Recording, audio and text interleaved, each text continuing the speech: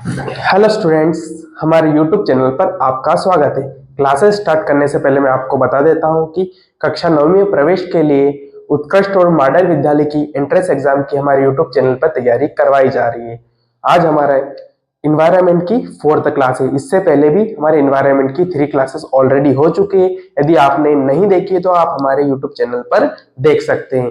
तो हमारे YouTube channel पर एक्सीलेंस की और मॉडल स्कूल के एंट्रेंस एग्जाम की तैयारी बिल्कुल फ्री में कराई जा रही है। और विषयों की बात करें तो साइंस की ऑलरेडी क्लासेस हमारे यूट्यूब चैनल पर अपलोड हो चुकी है। तो हम अभी हमारी इन्वायरमेंट की क्लासेस चल रही है। तो आज हमारे इन्वायरमेंट का 4th लेक्चर है। तो आइए स्टार्ट करते हैं आज का हमारा सेशन। तो ये दोनों ही माध्यम, चाहे हिंदी और इंग्लिश मीडियम, दोनों ही स्टूडेंट्स देख सकते हैं और इससे अपना लाभ ले सकते हैं। तो स्टूडेंट आइए स्टार्ट करते हैं हम आज का अपना सेशन। आज की हमारी 4th क्लास स्टार्ट करते हैं। ठीक है स्टूडेंट्स, तो हमारा फर्स्ट क्वेश्चन है when is ozone day celebrate. हमारा प्रथम क्वेश्चन है कब ओजोन दिवस कब मनाया जाता है। When is ozone day celebrated, मतलब कि ओजोन दिवस कब मनाया जाता है। ओजोन दिवस कब मनाया जाता है, ओजोन दिवस कब मनाया जाता है। ए ऑप्शन है 16 सितंबर, बी 3 मार्च, सी 22 मार्च और डी 22 अप्रैल। तो हमारा करेक्ट आंसर क्या आएगा स्टूडेंट, 16 सितंबर। करेक्ट आंसर क्या है, 16 सितंबर। 16 सितंबर क्या हमारा बिल्कुल करेक्ट आंसर है। ठीक है स्टूडेंट, देखो 16 सितंबर, 16 सितंबर, 16 सितंबर को क्या मनाया जाता है, ओजोन दिवस, ओजोन दिवस यानी कि ओजोन डे। याद रखना आपको 16 सितंबर को क्या मनाया था, ओजोन डे या ओजोन दिवस। ठीक है, एक होता है 22 मार्च। 22 मार्च, 22 मार्च को क्या मनाया जाता है, विश्व जल दिवस। 22 मार्च को क्या मनाया जाता है, विश्व जल दिवस, विश्व जल दिवस, विश्व जल दिवस मनाया जाता है, मतलब कि वर्ल्ड वाटर डे। 22 मार्च को मनाया जाता है world water day. World water day कब मनाया जाता है, 22 मार्च को। 22 मार्च को क्या मनाया जाता है, वर्ल्ड वाटर डे। ठीक है स्टूडेंट, 22 अप्रैल, 22 अप्रैल, 22 अप्रैल को क्या मनाया जाता है, पृथ्वी दिवस। 22 अप्रैल को मनाया जाता है पृथ्वी दिवस यानी कि अर्थ डे, अर्थ डे। 5 जून, 5 जून को क्या मनाया जाता है, world environment day, world environment day, मतलब कि विश्व पर्यावरण दिवस। विश्व पर्यावरण दिवस कब मनाया जाता है स्टूडेंट, 5 जून को। एक है 3 मार्च, 3 मार्च, 3 मार्च को मनाया जाता है world wild life day, world wild life day, विश्व वन्यजीव दिवस, विश्व वन्यजीव दिवस यानी कि world wild life day, world wild life day. एक और क्या बचा हमारा, 21 मार्च, 21 मार्च, 21 मार्च नहीं, 22 मई। क्या है, 22 मई, 22 मई, 22 मई को क्या मनाया जाता है, अंतरराष्ट्रीय जैव विविधता दिवस, जैव विविधता विविधता दिवस, जैव विविधता दिवस। International biodiversity day, international biodiversity day. ठीक है student, international biodiversity day, international biodiversity day. को कुछ छूट गया हमारे साथ, क्या छूटा, 21 मार्च, 21 मार्च, 21 मार्च, 21 मार्च को क्या बनाया जाता है, 21 मार्च को बनाया जाता है विश्व वानिकी दिवस, विश्व वानिकी दिवस, विश्व वानिकी दिवस, विश्व वानिकी दिवस यानी कि क्या, world forestry day, world forestry day. ये सभी बहुत ही महत्वपूर्ण दिवस है स्टूडेंट, बहुत ही महत्वपूर्ण डेज है जो मनाए जाते हैं और इनको आपको पर्यावरण से संबंधित, तो इनको आपको याद रखना बहुत जरूरी। देखो सबसे पहले ओजोन दिवस 16 मार्च, ओजोन दिवस 16 मार्च, एक एक करके हम देख लेते हैं।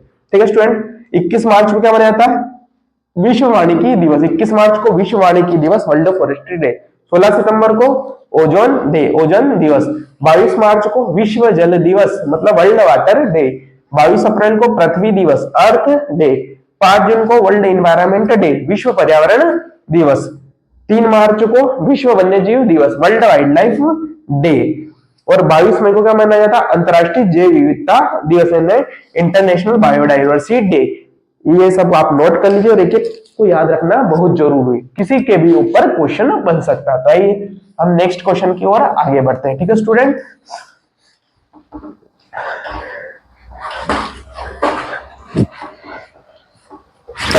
सॉरी, हमारा नेक्स्ट क्वेश्चन क्या है? Main reason for population growth is, मतलब कि जनसंख्या वृद्धि का कारण क्या है? जनसंख्या वृद्धि का कारण क्या है? ठीक है, जनसंख्या वृद्धि का कारण पूछा है। जनसंख्या वृद्धि का क्या पूछा हमको? कारण पूछा। जनसंख्या वृद्धि का रीजन पूछा, मतलब कि जनसंख्या वृद्धि का क्या पूछा है? कारण। हमारे कुछ ऑप्शन दिए, इसमें पहला कारण है लो लिटरेसी। लो लिटरेसी मतलब कम साक्षरता। पहला कारण क्या पूछा बताया ऑप्शन दिए में? कम साक्षरता, मतलब कि कम पढ़ाई लिखे होना, लो लिटरेसी। ठीक है, मतलब कम साक्षरता मतलब इलिटरेट, मतलब साक्षर नहीं होने भी कारण है क्या जनसंख्या वृद्धि का? तो बिल्कुल एक ऑप्शन दिया लो मैरिज, मतलब विवाह की कम आयु। कम आयु किसकी? विवाह की, कम आयु विवाह की, ये भी ऑप्शन हो सकता है। यस स्टूडेंट, ये भी क्या है? कारण। एक है इग्नोरेंस अगेंस्ट फैमिली प्लानिंग, मतलब जो फैमिली प्लानिंग है, परिवार नियोजन नहीं करना है ना, उसको अनदेखा करना, ये भी कारण हो सकता है। और एक क्या? ऑल ऑफ द मतलब कि ये सभी जो ऊपर भी है ये सभी कारण है। तो क्या ये सभी कारण है? बिल्कुल सभी कारण है जनसंख्या वृद्धि के। कम पढ़ा लिखा होना, असाक्षर होना, या साक्षरता कम होना, या फिर कम विवाह में आयु, कम आयु में मतलब विवाह होना, ये भी कारण है। परिवार नियोजन को अनदेखा करना, ये भी कारण है। तो मतलब क्या ऑप्शन कौन सा टिक करेंगे? जो इसमें ऐसा ऑप्शन टिक करना है जिसमें सभी आ जाए।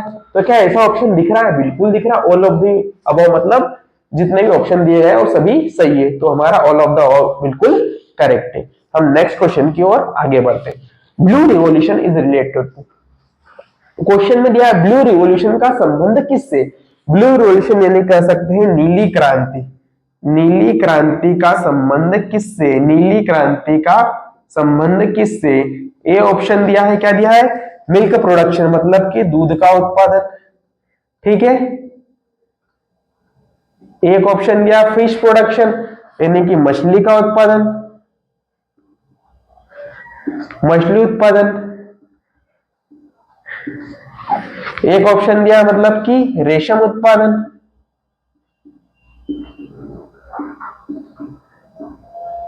और एक ऑप्शन दिया शहद उत्पादन। तो किससे संबंध है नीली क्रांति का स्टूडेंट? तो नीली क्रांति का संबंध किससे है? नीली क्रांति का संबंध है मछली उत्पादन। नीली क्रांति का संबंध किससे है? मछली उत्पादन। मछली उत्पादन किससे संबंध है? मछली उत्पादन, मतलब कि ब्लू रिवॉल्यूशन का संबंध किससे? फिश के प्रोडक्शन से। ब्लू रिवॉल्यूशन का संबंध किससे? फिश प्रोडक्शन से। तो हमारा करेक्ट आंसर क्या है? Option number B, fish production. ठीक है, एक होता है व्हाइट रिवॉल्यूशन। व्हाइट रिवॉल्यूशन मतलब कि सफेद क्रांति। सफेद क्रांति का संबंध किससे? मिल्क प्रोडक्शन से। मिल्क प्रोडक्शन से मतलब कि दूध उत्पादन से। सफेद क्रांति का संबंध किससे है? दूध उत्पादन से। दूध उत्पादन से। सफेद क्रांति का संबंध किससे है? दूध उत्पादन से। ये दोनों बातें आपको याद रखनी है। ठीक है स्टूडेंट, ये दोनों बातें आपको याद रखनी, बहुत ही इंपॉर्टेंट है, बहुत ही ज्यादा इंपॉर्टेंट है। ब्लू रिवॉल्यूशन का संबंध किससे है? मछली के उत्पादन से। और सब व्हाइट रिवॉल्यूशन का संबंध किससे है? दूध के उत्पादन से। ठीक है स्टूडेंट्स, तो हम नेक्स्ट क्वेश्चन की ओर आगे बढ़ते हैं। ठीक है, हमारा नेक्स्ट क्वेश्चन है the source of energy that spread the minimum population.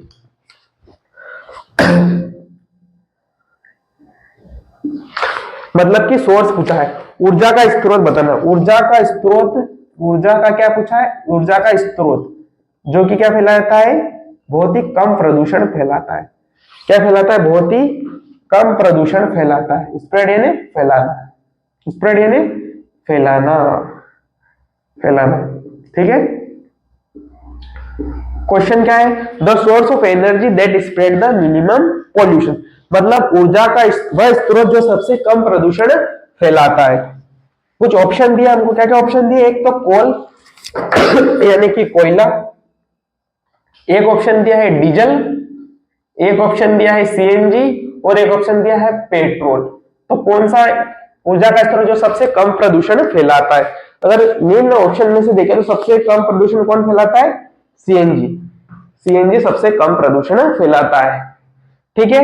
ये है बताऊं, पेट्रोल डीजल के जगह पे ये भी उपयोग किया था सीएनजी, सीएनजी को भी व्हीकल्स में यूज किया था और ये बहुत ही कम प्रदूषण फैलाता है। अब बात करें सीएनजी की, एक बात याद रखनी है आपको, सीएनजी का फुल फॉर्म क्या है, ये पूछा था। सीएनजी का फुल फॉर्म क्या है, कंप्रेस्ड नेचुरल गैस। सीएनजी का फुल फॉर्म क्या है, कंप्रेस्ड नेचुरल गैस। इसका मेन कॉन्स्टिट्यूएंट क्या है, इसका मेन कॉन्स्टिट्यूएंट क्या है सीएनजी का, मेन कॉन्स्टिट्यूएंट क्या है, मीथेन। मेन कॉन्स्टिट्यूएंट मतलब मुख्य घटक क्या है इसका, प्रमुख घटक कौन सा है इसका, मीथेन यानी कि CH4। ये बातें आपको याद रखनी है। सीएनजी लिस्ट पोल्यूटिंग व्हीकल है, ठीक है। मतलब कि कह सकते हैं सीएनजी ना व्हीकल्स में यूज किया था और बहुत ही कम प्रदूषण फैलाता है, बहुत ही कम प्रदूषण सीएनजी फैलाता है, ठीक है। इस सीएनजी का फुल फॉर्म है कंप्रेस्ड नेचुरल गैस, सीएनजी का फुल फॉर्म है कंप्रेस्ड नेचुरल गैस। इसका मुख्य घटक क्या है, मीथेन पाया जाता है इसमें, ठीक है, मीथेन। ये बातें आपको याद रखनी। अब हमारे नेक्स्ट क्वेश्चन की ओर आगे बढ़ते हैं, ठीक है students. Which of the following each of the following statement is correct about ozone, which of the following statement is correct about ozone, ठीक है। कुछ ऑप्शंस दिए हमको, it is necessary for respiration, it is necessary for respiration of living beings,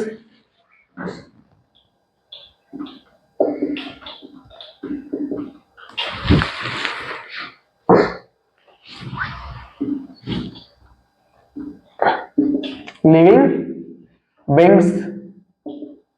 second option क्या हमारा, it absorb ultraviolet radiation, it absorb ultraviolet radiation. Next option है its ratio in the air is 3%, its ratio in the air is 3%। और last option it is main component of air, it is main component of air, main component of air, ठीक है। तो मतलब कुछ option, क्या option दिए, बहुत सारे ऑप्शन दिए और ओजोन के बारे में उनको स्टेटमेंट पूछा, मतलब कि which of the following statements correct about ozone, मतलब ओजोन से संबंधित कौन सा कथन सत्य है, ठीक है। मतलब कुछ कथन दिए, इनमें से कौन सा स्टेटमेंट सही है ओजोन से रिलेटेड, ठीक है। पहला ऑप्शन है it is necessary for respiration of living, ये जरूरी है, काय के लिए जरूरी है, श्वसन के लिए, है ना। श्वसन मतलब जीवित प्राणियों में श्वसन के लिए क्या है, जरूरी है। जीवित प्राणियों में श्वसन के लिए क्या है, जरूरी, पहला स्टेटमेंट है, ठीक है। जीवित प्राणियों में श्वसन के लिए जरूरी क्या है, जरूरी रहता है कि नहीं रहता है, तो ये तो ऑप्शन सही नहीं है। एक ऑप्शन दिया है इट ऑब्जर्व अल्ट्रावायलेट रेडिएशन, मतलब कि ये क्या करता है, पराबैंगनी किरण, पराबैंगनी विकिरण को क्या करता है, ये पराबैंगनी विकिरण को क्या करता है, ये अवशोषित करता है, क्या करता है, ऑब्जर्व करता है, यानी कि अवशोषित करता है, अवशोषित करता है, ठीक है। एक ऑप्शन दिया इसका अनुपात कितना एयर में, इसका अमाउंट कितना है, रेशियो कितना है, इसका अनुपात कितना है, 3% है। और एक ऑप्शन दिया ये हवा का क्या है, मुख्य मुख्य क्या घटक है। ये ऑप्शन दिए। देखो मैंने आपको ओजोन के बारे में कुछ चीजें पढ़ाई थी, ठीक है, पहले पढ़ा चुका हूं। क्या इसका रेशियो एयर में 3% है? नहीं, इसका रेशियो तो है ही नहीं, 1% भी नहीं है, तो ये भी गलत है। क्या ये हवा का मुख्य घटक है, मेन कंपोनेंट है एयर? बिल्कुल नहीं है। एक ऑप्शन जरूर हमारे पास दिया है कि ये अल्ट्रावायलेट रेडिएशन, मतलब सूर्य से निकलने वाली यूवी रेज जो हानिकारक किरणें रहती है ना, अल्ट्रावायलेट रेडिएशन हानिकारक जो विकिरणें रहती है उनको क्या करता है, अवशोषित करता है, ठीक है। तो ये बिल्कुल सही है, हमने पढ़ा था। जो ओजोन लेयर क्या करती है, ऑब्जर्व करती है अल्ट्रावायलेट रेज को, सूर्य से निकलने वाली हानिकारक पराबैंगनी किरणें रहती है उनको क्या करती है, ऑब्जर्व करती है। ये बात आपको याद रखनी, और यही कथन हमारा बिल्कुल सत्य है, ठीक है। अब बात करें ओजोन की, कहां पाई जाती है, स्ट्रेटोस्फीयर लेयर में, ठीक है, स्ट्रेटोस्फीयर लेयर में। कौन सी लेयर में पाई जाती है, स्ट्रेटोस्फीयर लेयर में, ठीक है। ओजोन लेयर क्या पाई जाती है, स्ट्रेटोस्फीयर में, ठीक है। एटमॉस्फेयर की लेयर में, जिसमें एटमॉस्फेयर की स्ट्रेटोस्फीयर की लेयर में पाई जाती है ओजोन, ठीक है। ओजोन क्या करती है, अब जो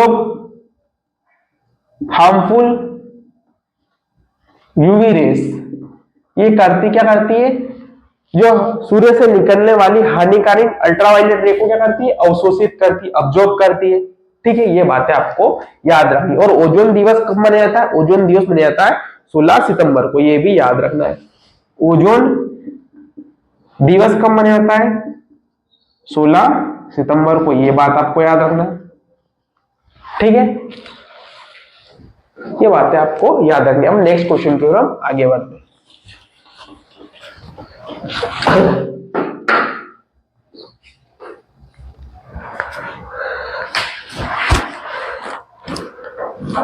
हमारा नेक्स्ट क्वेश्चन है, क्या क्वेश्चन नेक्स्ट है, MP state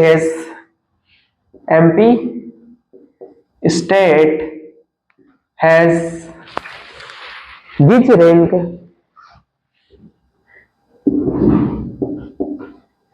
in forest cover area in the whole country?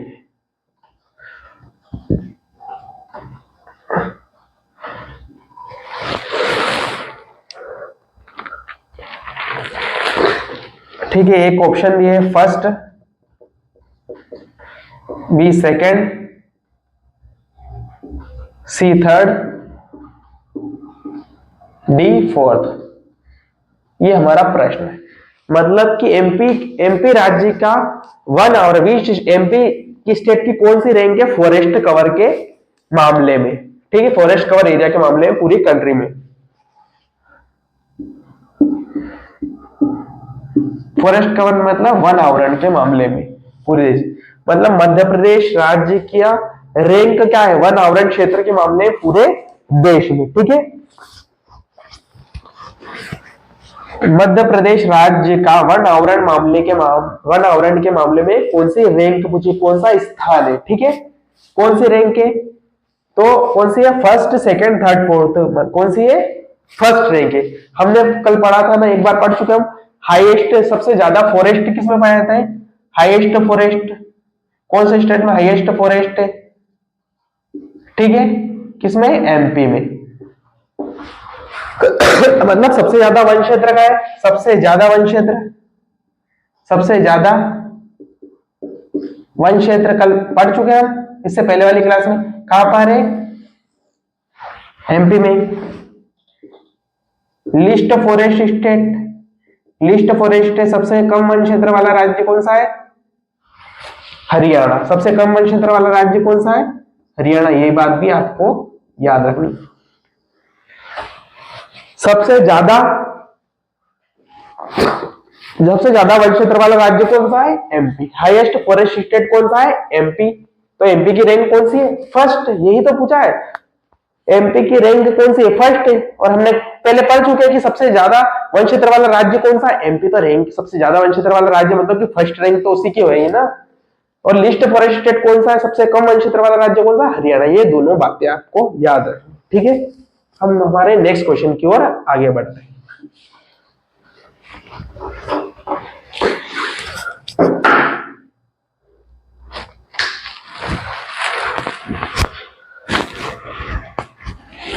हमारा नेक्स्ट क्वेश्चन क्या है? Which term is not included in 5R principle in keeping the environment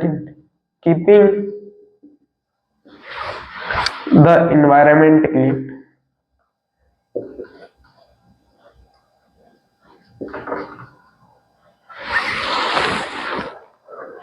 A, reduce. B, renovate. C, refuse, reuse. D, recover. प्रश्न क्या है? देखो student, कौन सी term को included नहीं किया गया 5R प्रिंसिपल में? मतलब में इन्वायरमेंट को, कीपिंग द इन्वायरमेंट, मतलब इन्वायरमेंट को, पर्यावरण को स्वच्छ रखने, है ना, पर्यावरण को क्लीन करना, साफ रखने के 5R सिद्धांत में किसको शामिल नहीं किया गया? 5R principal. 5R प्रिंसिपल किसके लिए? ये keeping environment clean. 5R principal किसके लिए? कीपिंग इन्वायरमेंट क्लीन, मतलब पर्यावरण को स्वच्छ या साफ रखने के लिए प्रिंसिपल है, 5R प्रिंसिपल है। तो ये 5R प्रिंसिपल में 5R में कौन सा शामिल नहीं? एक ऑप्शन दिया रिड्यूस, एक रिनोवेट, एक रीयूज या एक रिकवर। तो ये आ रहा है, तो आपको इंग्लिश में भी ये टर्म्स याद रखनी पड़ेगी, ठीक है। 5R प्रिंसिपल का संबंध किससे है? कीपिंग इन्वायरमेंट को स्वच्छ रखने या साफ रखने से। इसमें 5R प्रिंसिपल में कौन सा आर पूछा है? 5R प्रिंसिपल में कौन सा आर इनमें से नहीं है, ठीक है, कौन सा प्रिंसिपल इनमें से नहीं है, देखते हैं अपन कौन सा नहीं है। देखो 5R में कौन कौन सा? एक तो है रिफ्यूज, एक क्या है? रिफ्यूज। 5R में एक क्या है? एक है रिफ्यूज। क्या है? रिफ्यूज। एक रिफ्यूज है। और एक क्या करना? एक क्या है? रिड्यूस। एक क्या है? रिड्यूस। एक क्या है? रिड्यूस। एक रीयूज, एक रीयूज। एक क्या है? रिकवर।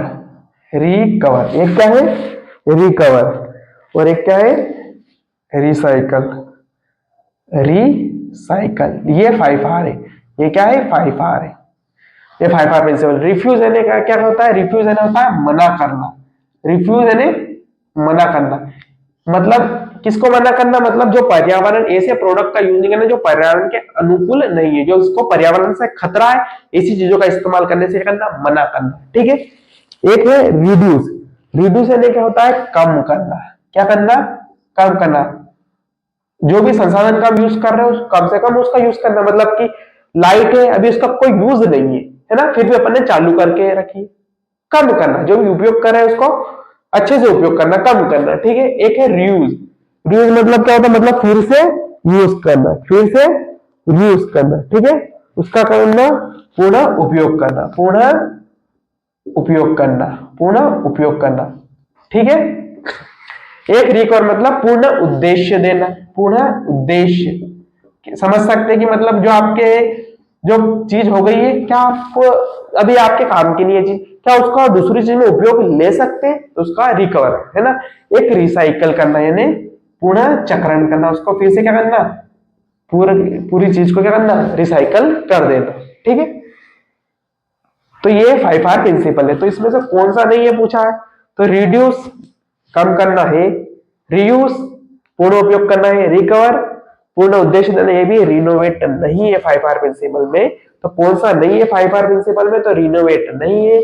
आप 5R प्रिंसिपल देख लो कौन कौन से है, ये ध्यान में रखना आपको। ठीक है स्टूडेंट्स, हम आगे बढ़ते हैं नेक्स्ट क्वेश्चन की ओर।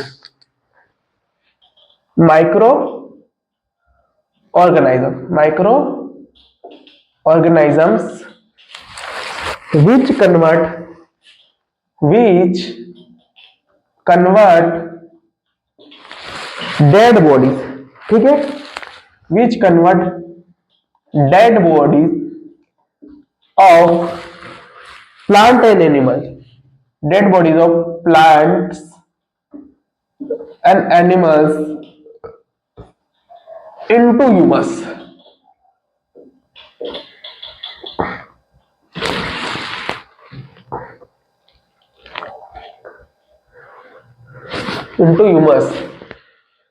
are known as।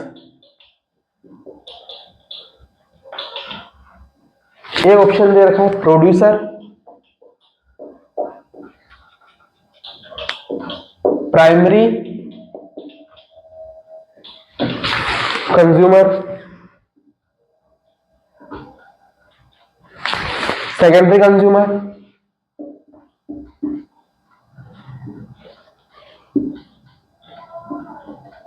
एक ऑप्शन दिया डिकम्पोजर।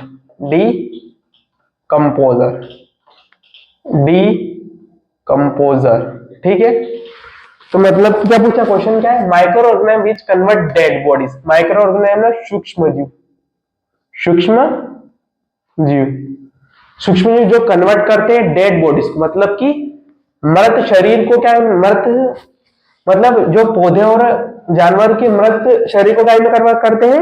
ह्यूमस में परिवर्तित करते हैं। ठीक है, ह्यूमस में परिवर्तित कर देते हैं, उनको क्या करते हैं? ठीक है, पौधे और जानवर, ठीक है, सूक्ष्म जीव जो पौधे और जानवर के जो मृत शरीर को ह्यूमस में परिवर्तित कर देते हैं, उनको क्या कहते हैं? ये क्वेश्चन है। तो क्या कहते हैं उनको? एक ऑप्शन है हमारा प्रोड्यूसर, एक क्या है? प्रोड्यूसर, ठीक है, निर्माता, एक प्राइमरी कंज्यूमर मतलब प्राथमिक उपभोक्ता, एक द्वितीयक उपभोक्ता,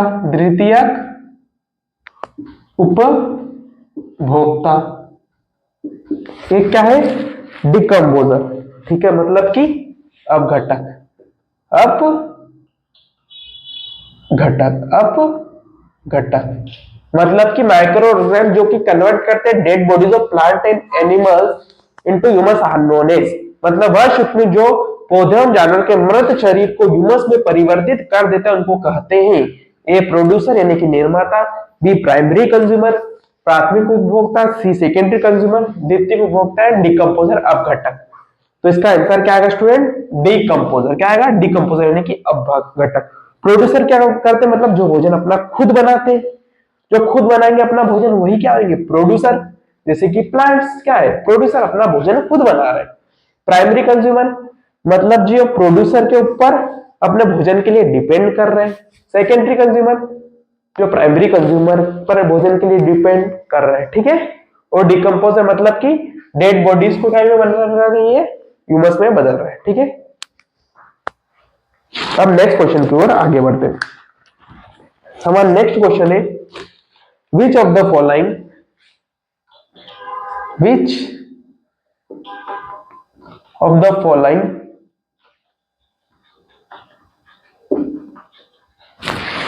is related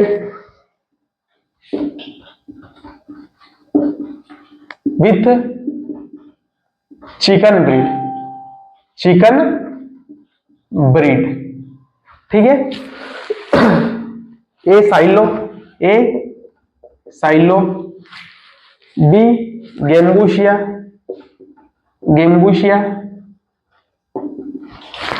सी ब्रूडर और D Kadaknath,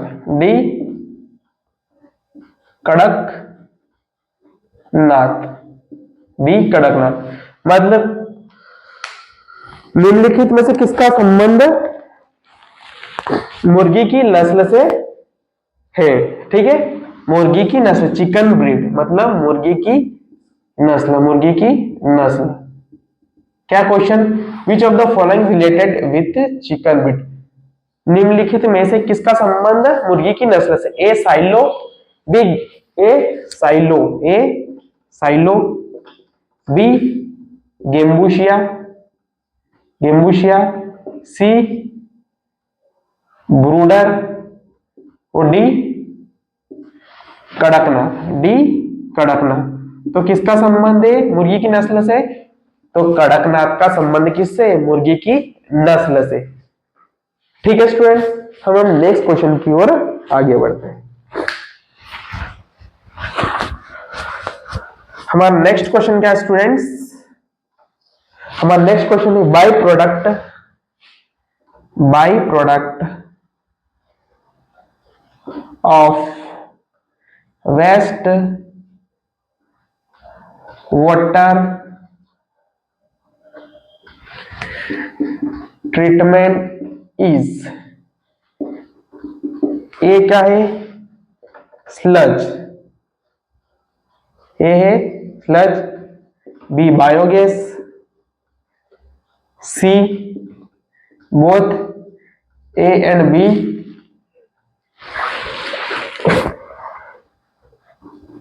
and D N O T, none of the above. Question क्या कहे? By product of waste water treatment is, waste water treatment मतलब अपशिष्ट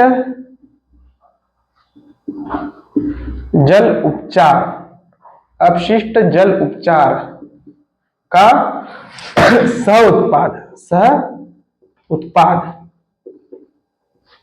मतलब बाय प्रोडक्ट पूछा है किसका? वेस्ट वाटर ट्रीटमेंट का, मतलब वेस्ट वाटर को ट्रीट करने मतलब अवशिष्ट जल का कर रहा है, उपचार कर रहे हैं, तो उसका बाय प्रोडक्ट क्या आ रहा है? सह उत्पाद क्या है? एक क्या ऑप्शन क्या है? ए ऑप्शन दिया है स्लज, नहीं कि आपंक, बी ऑप्शन दिया है बायोगैस, सी दिया है दोनों और डी दिया है एनओटी। तो देखो जब वेस्ट वाटर को ट्रीट करते हैं ना, अपशिष्ट जल का उपचार करते हैं, तो जब कुछ उत्पाद मिलते हैं ना, बाय प्रोडक्ट मिलते हैं, क्या क्या मिलता है? एक मिलता है स्लज यानी कि आपंक, स्लज यानी कि मिलता है आपंक। ये क्या रहता है? मतलब कि सॉलिड वेस्ट रहता है। ये क्या रहता है? ठोस पदार्थ मिलता है ना। ये क्या रहता है? ये रहता है स्लज यानी होता है ठोस पदार्थ, मतलब कि सॉलिड सब्सटेंस रहती है जो कि अवशिष्ट जल से क्या की जाती है? अलग की जाती है। ठीक है, ये अवशिष्ट जल से अलग की जाती है। एक मिलता है बायोगैस, एक मिलता है बायोगैस। ये स्लज का ही उपयोग करके क्या बनाया जाता है? स्लज का उपयोग कहीं नहीं किया जाता है, बायोगैस के उत्पादन के लिए स्लज का उपयोग किया जाता है। ठीक है स्टूडेंट,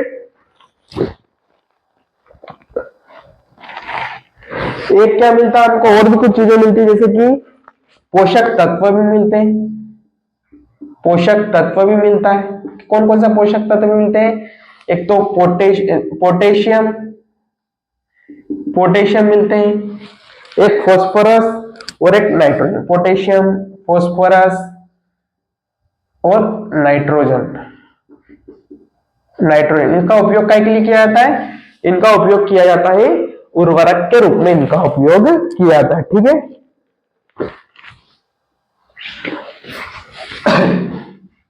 ये मेन चीजें मिलती है, आपको इतनी चीज याद रखना है। जैसे कि वेस्ट वाटर का ट्रीटमेंट करने में क्या क्या प्रोडक्ट मिलते हैं? स्लज, स्लज क्या रहते हैं? ठोस पदार्थ रहते हैं जो कि अवशिष्ट जल से इनको अलग किया जाता है। ठीक है स्टूडेंट, इतना समझ में आया? ये स्लज का उपयोग कहीं में किया जाता है? बायोगैस उत्पादन में किया जाता है, बायोगैस को बनाने में, मतलब कैसे? इसका किण्वन किया था, फर्मेंटेशन करके किया। ठीक है, इसके अलावा पोषक तत्व भी प्राप्त होते हैं, जैसे कि पोटेशियम, फास्फोरस, नाइट्रोजन। इसका उपयोग किया था फर्टिलाइजर, उर्वरक के रूप में इनका उपयोग किया जाता है। एक मिलता है उपचारित जल, मतलब ट्रीटेड वाटर भी मिलता है ना। वाटर को ट्रीट करें तो वो उपचारित जल भी मिलेगा। तो ये आपको याद रखना है, ये मेन चीज है। ठीक है स्टूडेंट, हम नेक्स्ट क्वेश्चन की ओर आगे बढ़ते। तो क्या क्या बाई प्रोडक्ट मिलते हैं? क्वेश्चन क्या था हमारा? एक स्लज, एक बायोगैस, तो दोनों ही मिलते हैं, तो ये दोनों पे टिक करना। और कुछ पोषक तत्व भी मिलते हैं, जैसे कि पोटेशियम मिलता है, फॉस्फोरस मिलता है और नाइट्रोजन मिलता है। ये बातें आपको याद रखनी है। तो हम अपने नेक्स्ट क्वेश्चन की ओर आगे बढ़ते हैं। ठीक है स्टूडेंट्स, हमारा क्वेश्चन है in which sphere of the atmosphere ozone layer is found. मतलब कि वायुमंडल में ओजोन लेयर कौन से स्फीयर में पाया जाता है ना। वायुमंडल की परतें की बात करी, ओजोन लेयर कौन सी परत में पाई जाती है, कौन से स्फीयर में पाई जाती है। ये ऑप्शन दिया है ट्रोपोस्फियर, शोभमंडल, बी ऑप्शन दिया है समताप मंडल, सी ऑप्शन दिया आयन मंडल आइनोस्फियर और डी ऑप्शन दिया बहिर्मंडल एक्सोस्फियर। ठीक है, बहिर्मंडल एक्सोस्फियर, ये ऑप्शन दिए हैं हम। तो ओजोन परत का पूछा है, तो ओजोन परत किस में पाई जाती है, ओजोन परत पाई जाती है समताप मंडल में। कहां पाई जाती है ओजोन परत, समताप मंडल में ओजोन परत पाई जाती है। पूछा है ओजोन परत कहां पाई जाती है। ठीक है, ओजोन परत पाई जाती है समताप मंडल में। तो थोड़ी सी और हम डिटेल में हम देख सकते हैं। ठीक है, पहले बात कर लेते हैं शोभमंडल की। शोभमंडल यानी कि ट्रोपोस्फियर ट्रोपोस्फियर में क्या होता है, मौसम संबंधी घटनाएं होती है। मौसम संबंधी घटनाएं मतलब वेदर से रिलेटेड क्या होती है, घटनाएं होती है, जैसे कि बादल, बारिश, ये सभी घटनाएं क्या होती है, ये होती है शोभमंडल में। इसके अलावा यहीं पर हम रहते हैं, यहीं पर रहते हैं हम। ठीक है, ये हो गया शोभमंडल। ठीक है, अब समताप मंडल के देख लो, स्ट्रेटोस्फियर, समताप मंडल में क्या पाई जाती है, ओजोन परत, ओजोन लेयर पाई जाती है, ओजोन लेयर परत, ओजोन लेयर। यहाँ पे क्या होता है, विमान उड़ते हैं, यहीं पे क्या होते हैं, विमान उड़ते हैं। ठीक है, ये याद रखना आपको, ये क्या है स्ट्रेटोस्फियर। एक एक चीज नोट कर लीजिए। इसके बाद बात करते हैं मिजोस्फियर भी होता है एक, मिजोस्फियर, मध्य मंडल, यहाँ पे क्या होते हैं उल्कापिंड है ना। उल्कापिंड क्या होता है, यहाँ पर जलकर क्या हो जाता है, नष्ट हो जाता है ना। उल्कापिंड यानी कि मेटियोर्स इस परत में क्या हो जाता है, जलकर नष्ट हो जाते हैं, मेटियोर्स जलकर नष्ट इसी परत में होते हैं। इसके बाद बात करेंगे सबसे ठंडी परत है, सबसे ठंडी परत भी यही परत है। ये पॉइंट क्लियर कर लिया हमने। एक और आयोनोस्फीयर यानी कि आयन मंडल